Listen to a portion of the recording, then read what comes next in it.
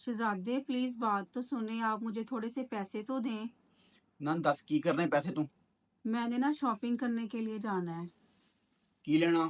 मैंने कपड़े भी लेने हैं, जूते भी लेने हैं। कपड़े तू तो और क्या, ज्वेलरी भी साथ करनी ना है ਜਿਹੜੇ मुझे। ਮਾਪਿਆਂ ਨੇ ਦਿੱਤੇ ਸੀ ਪਿਛਲੇ ਸਾਲ ਉਹ ਕੋਈ ਲੀਰਾਂ ਦਿੱਤੀਆਂ ਸੀ तो उस वक्त वो जमाना था ना, अब आपके पास पैसे ना। हैं। ਇੱਕ ਸਾਲ ਡੇਢ ਸਾਲ ਚ ਜ਼ਮਾਨਾ ਚੇਂਜ। हाँ तो और ਮੇਰੇ क्या। ਕੋਲ ਨਹੀਂ ਹੈਗੇ ਪੈਸੇ, ਮੈਨੂੰ ਕਰ ਮਾਫ। क्यों नहीं आपके पास पैसे? ਓਏ ਨਹੀਂ ਹੈਗੇ ਪੈਸੇ ਮੇਰੇ ਕੋਲ, ਮੈਨੂੰ ਮਾਫ ਕਰ ਦੇ। आप मुझे पैसे देंगे तो मैं जाऊंगी ना ਮੇਰਾ ਫੇਰ ਦੇ ਗੰਜਾ ਹੋਇਆ ਪਿਆ ਤੇਰੇ ਚੱਕਰਾਂ 'ਚ। ਮੇਰੇ ਕੋਲ ਪੈਸੇ ਨਹੀਂ ਹੈਗੇ। जो गंजा होता है ना, उसके पास पैसे बहुत ज्यादा होते हैं। ਕਿਹੜਾ ਗੰਜਾ ਕਿਹਦੇ ਕੋਲ ਪੈਸੇ ਬਹੁਤ ਜ਼ਿਆਦੇ ਆ?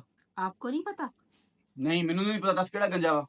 नवाज शरीफ गंजा है, उसके पास इतनी दौलत, इतना पैसा है, आपके पास भी तो है। ਓਏ ਹਰ ਗੰਜਾ ਦੌਲਤਮੰਦ ਨਹੀਂ ਹੋਤਾ। ਤੈਨੂੰ